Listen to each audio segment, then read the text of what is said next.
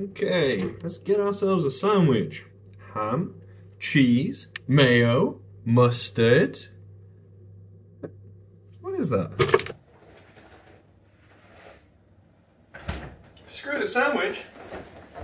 We got ourselves a Cities of Sigmar box to open, baby!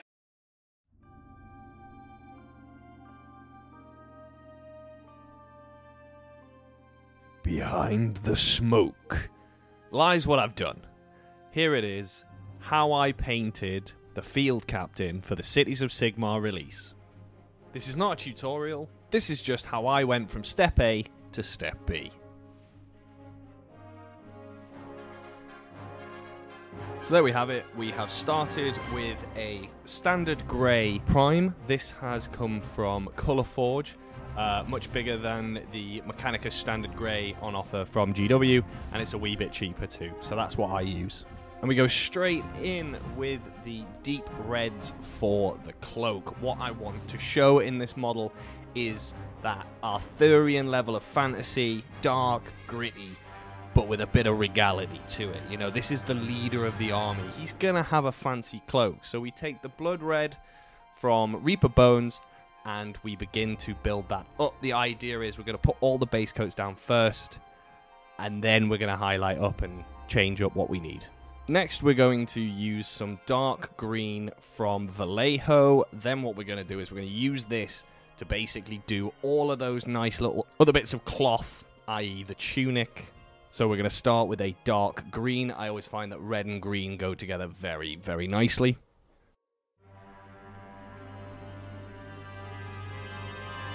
Then moving into that, we're going to take Baroque from Dark Star Metallics. There's something special I love about these metallics. The main thing being, if you really want to, let them cure for 24 hours, then you can polish them. Take a little cloth, a little cotton bud, and just make those babies shine.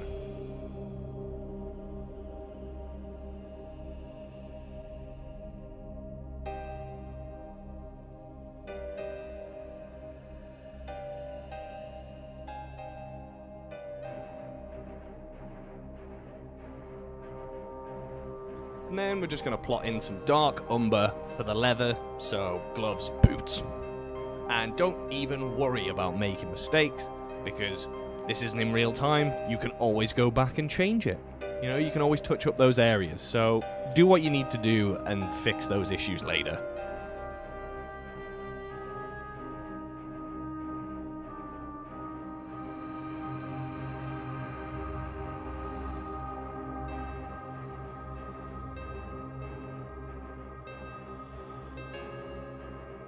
And now we've got some coal black from Pro Acryl.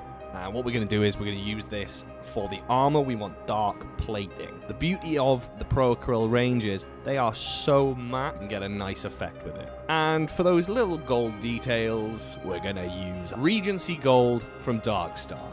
This is going to be things like the medallion, his brooch, the hilt of his sword. You know, that's what we're going to use to break up that color. That right there is pretty much the base coats on the model. You know, we need to, for the armor and the weapon. So now what we need to do is start off with a little base coat of fair skin from Reaper Bones.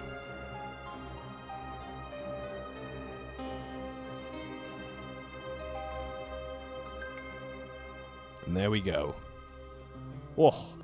I was very proud of myself when I was doing this, as you can tell, because we're going to keep repeating, coming back to shots and having a look at it as we go. And yeah, I enjoyed looking at it.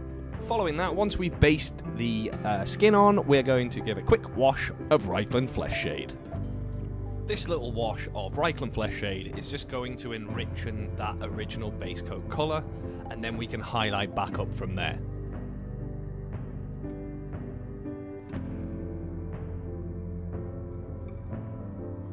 And now for that jazzy hair. We are going to use light grey from Vallejo for a nice wizened look. We want this character to be aged, we want them to be a veteran. Not really sure what I was doing with the camera, but there we have it. The base coat's on the hair. And we're going to wash it down with a wee spot of Nuln Oil.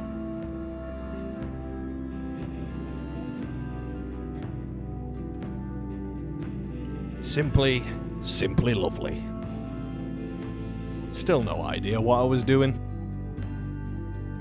Alright. So now that we have done that, we are going to begin enriching the colour of the cloak. We are going to move up blood red to blood red from Reaper Bones. And what we're going to do is we're going to follow the natural lines of the cloak.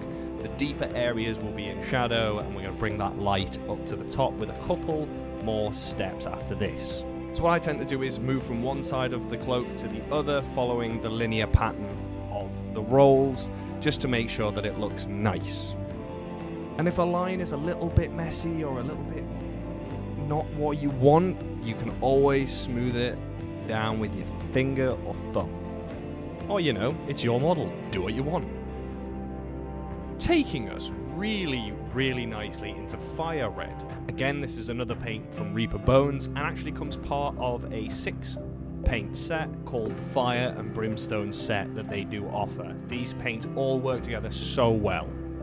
Now remember, you don't work for the model, you make that model work for you. What I'm doing here is providing some more extreme highlights with this new colour, giving us more of a realistic change in shadow, light, and saturation of colour. Now, I don't know about you, but I feel like this is really starting to take shape. With Phoenix Red, what the aim now is to simulate the amount of light in which causes almost a change in colour, where it starts to go from red to orange. Now, you'll see I'm practicing what I preach here. I tend to do a lot of smudging, blending, and other things with my fingers.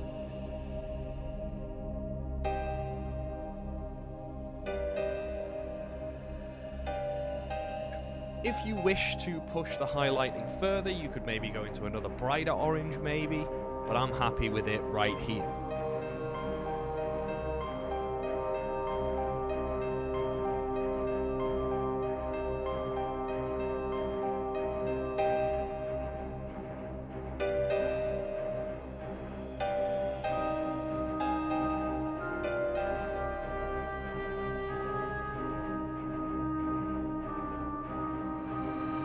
So as you can see, it's kind of done,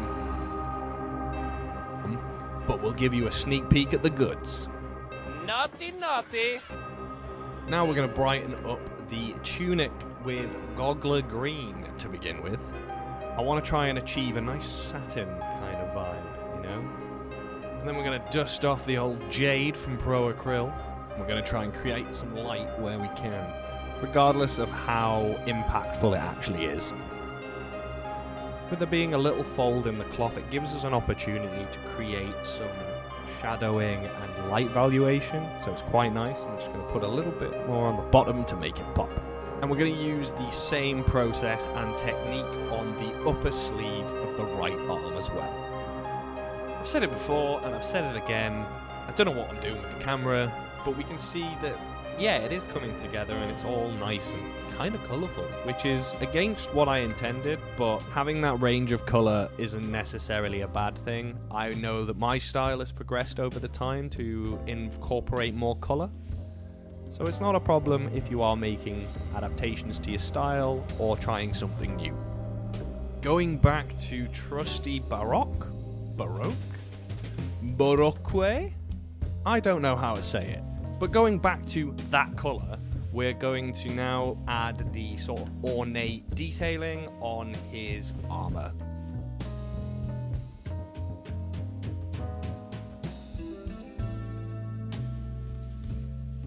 And once we've done that, let it dry, and we're going to bring it down with Nuln Oil, because it's been riding too high for too damn long. But in seriousness, bringing it down with Nuln Oil will actually allow us to highlight with the original colour. So once you've had confirmation from the horse's mouth, the horse's arse can say what it wants. Not only are we doing the metallics, we're also going to wash down things like the boots and the weapon.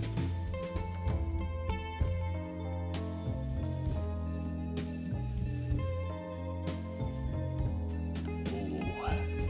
It's not looking too bad, is he? Is our little field commander. I always say it's important to constantly look at your work while you're doing it, because it's easy to get tunnel vision.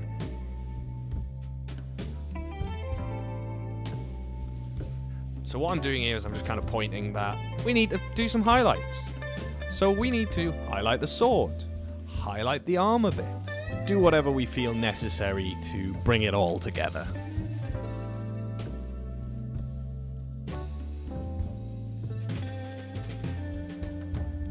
Taking Fareskin back out of the bottle, we are just going to pick up the highest raised points of his face, parts of his forehead, nose, places where the light would be beaming. And I'm sorry, I couldn't find my glasses or my sexy gogs, so I had to paint at a really weird angle. So, with this being quite a muted, colourful thing, opulence isn't the plan. We're not going for glittering gold, trinkets and baubles paid for with blood. We're going to add muted gems. So all I'm literally doing is putting a wee spot of Magus purple contrast from GW over those areas with the gold, because they are not the focus here. Is it the right option?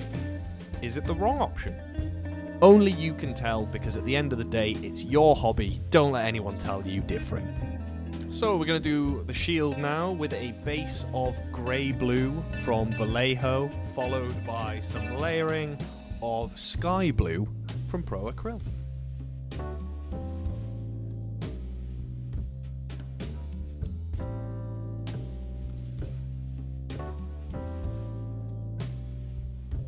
And then we need to fill in Baroque on those metallic areas on the rim of the shield.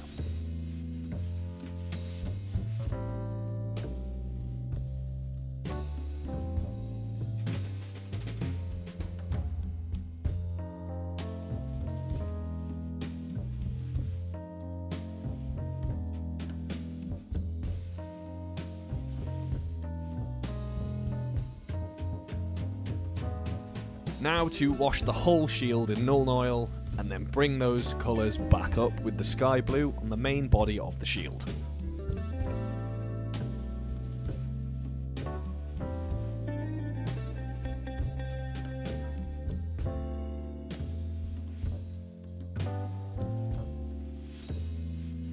Now going back to everyone's favourite paint range, it's Reaper Bones Stained Ivory for that centre of the shield. I want it a little bit darker, so I'm going to be using Agrax Earthshade to wash it down, and then use some layering to bring it back up where I want it. This is because I'm going to stick a transfer in the middle of that shield. I'm not going to be doing any instructions on the transfer because it wound me up so much. Yeah, do it yourself.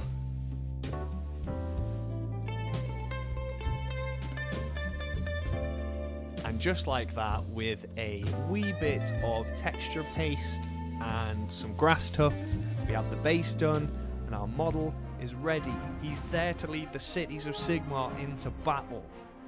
Hope you like what I've done. Please leave a comment underneath. If you liked it, share it, subscribe, whatever. If you want to follow me, Mikey, you can follow me on Instagram at fangandbang, all one word.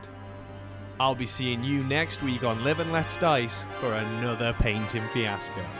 Catch you Saturday.